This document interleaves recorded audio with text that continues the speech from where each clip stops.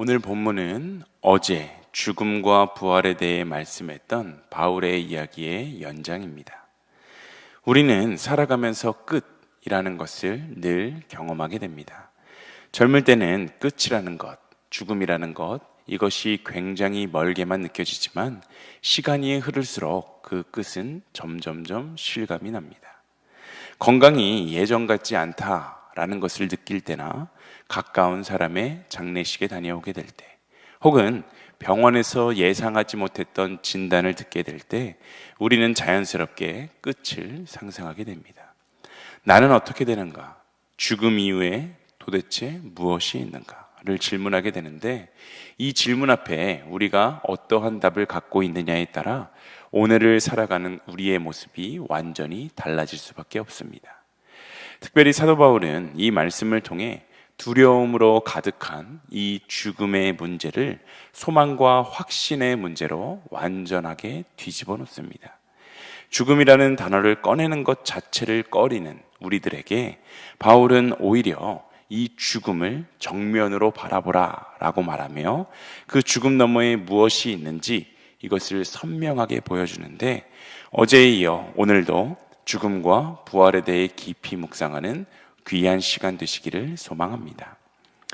먼저 본문 50절을 우리가 함께 읽어보겠습니다. 50절입니다. 혈과 육은 하나님 나라를 유업으로 받을 수 없고 썩는 것은 썩지 아니함을 유업으로 받지 못하느니라. 아멘. 이 말은 굉장히 현실적인 이야기입니다.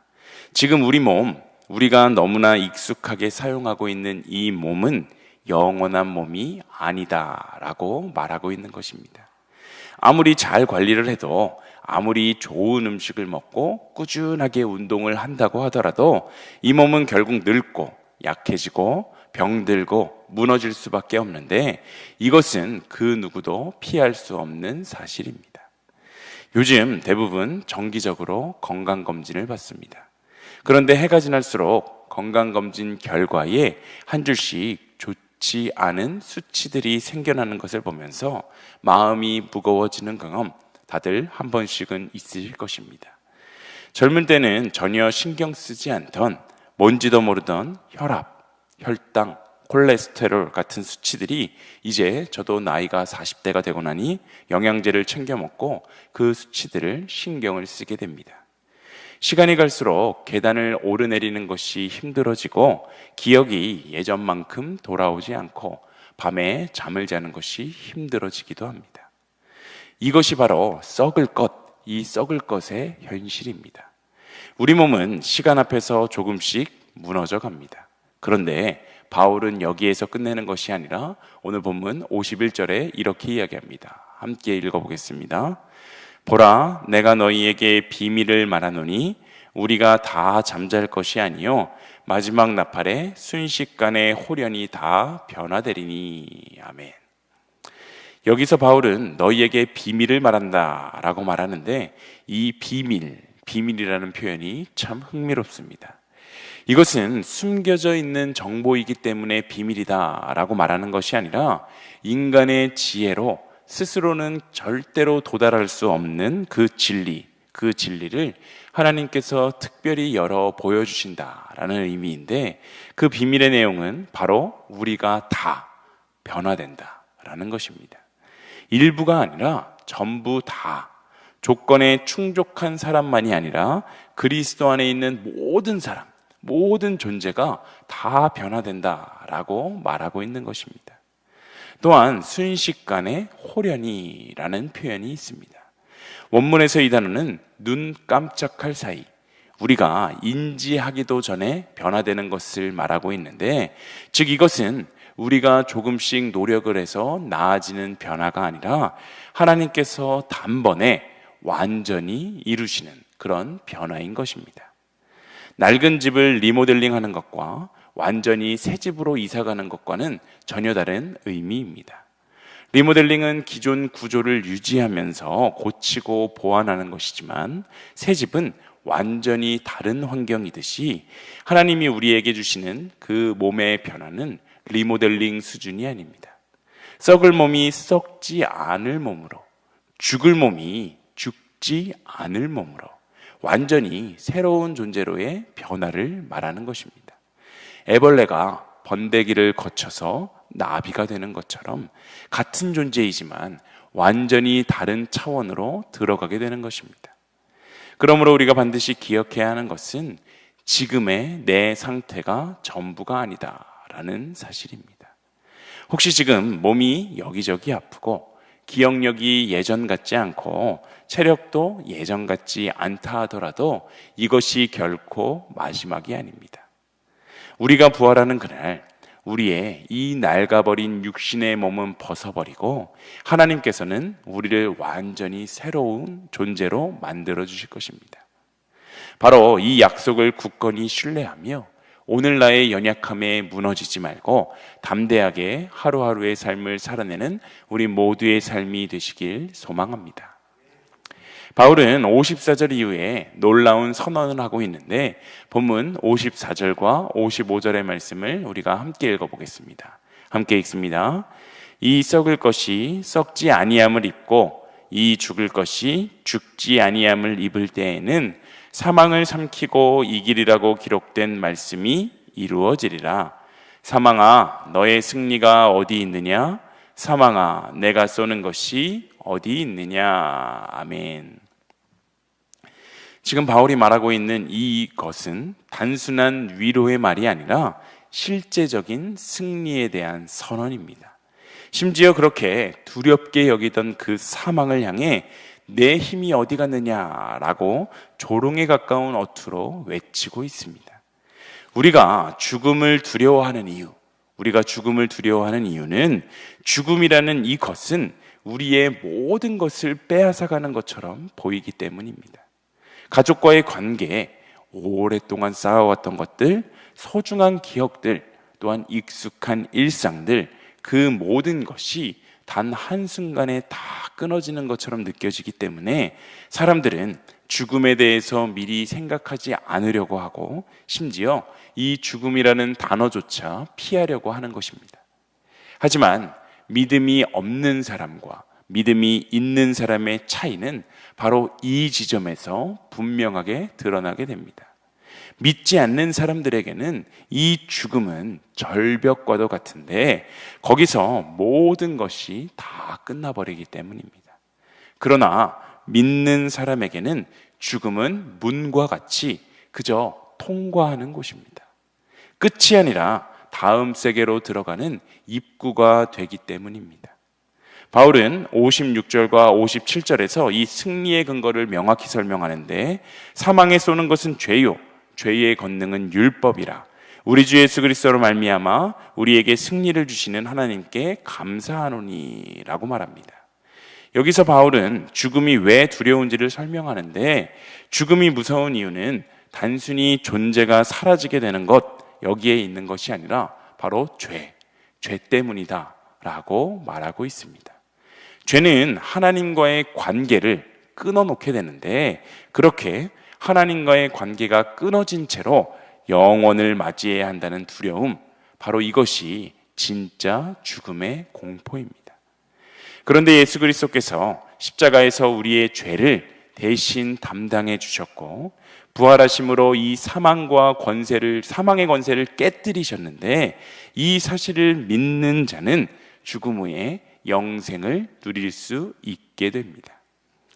예수님의 부활을 통해 죽음의 권세, 이것은 이미 완전하게 무너졌는데 이로 인해 우리는 이미 승리한 존재들입니다. 우리가 살아가는 동안에는 여전히 고통이 있고 질병이 있고 죽음이 있지만 그 결과는 이미 승리로 결정되어 있는 것입니다.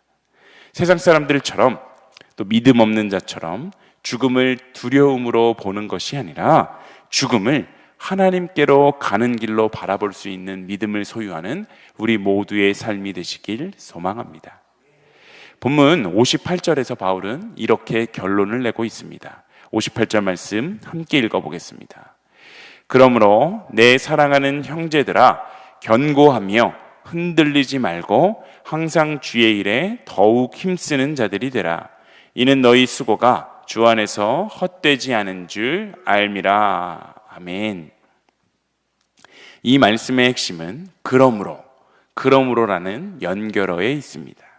즉 부활의 소망과 죽음에 대한 승리의 선언이 그저 죽음 이후에 있을 일로 치부되어 버리는 것이 아니라 지금 이 자리, 우리의 현실에서의 삶과 반드시 연결되어야 한다라는 말입니다. 신앙은 죽고 나서의 이야기만이 아니라 이 신앙이라는 것은 오늘 이 자리에서 우리가 어떻게 삶을 살아가느냐라는 것을 결정하는 힘이 되기 때문입니다. 지금 내가 흘리는 눈물이, 또한 지금 내가 감당하고 있는 수고가, 지금 내가 드리는 헌신이 결코 사라지지 않는다라는 이 확신, 그것이 오늘 우리를 일어서게 만드는 힘이 됩니다. 우리는 살면서 도대체 이게 무슨 의미가 있나라는 생각을 할 때가 있습니다. 특별히 교회에서의 봉사와 헌신도 마찬가지일 때가 있는데, 내가 진심으로 섬겼는데 오해받고 교회에서 보이지 않는 곳에서 묵묵하게 섬기는데 아무도 알아주지 않는 것 같아서 지쳐갈 때가 있습니다. 그러나 성경은 분명하게 우리의 이러한 모든 헌신들이 헛되지 않다라고 선언합니다. 이 말은 단순한 감정적인 위로가 아니라 하나님께서 기억하시고 하나님께서 반드시 갚으신다라는 분명한 선언입니다. 사람이 알아주지 않아도 하나님께서는 분명하게 아시기 때문입니다.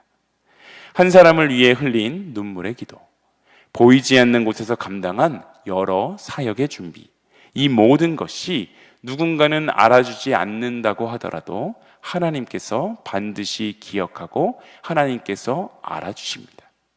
이 모든 것이 사라지지 않는 이유는 이 세상에서의 시간이 다가 아니라 부활이 있고 영원한 하나님의 나라가 있기 때문입니다.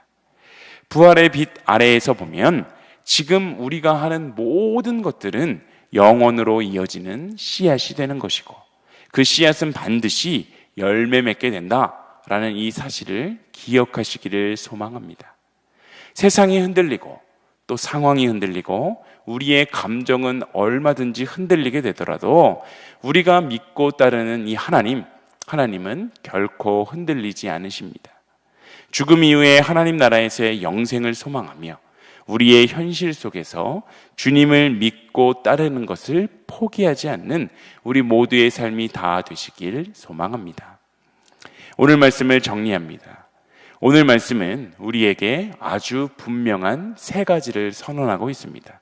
첫째, 우리는 반드시 변화될 것입니다.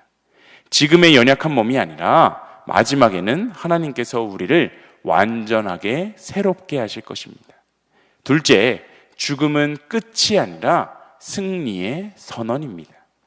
예수 그리스도의 십자가와 부활로 인해 죽음의 권세는 이미 완전하게 무너졌기 때문에 우리는 승리가 확정된 싸움을 하고 있는 것입니다.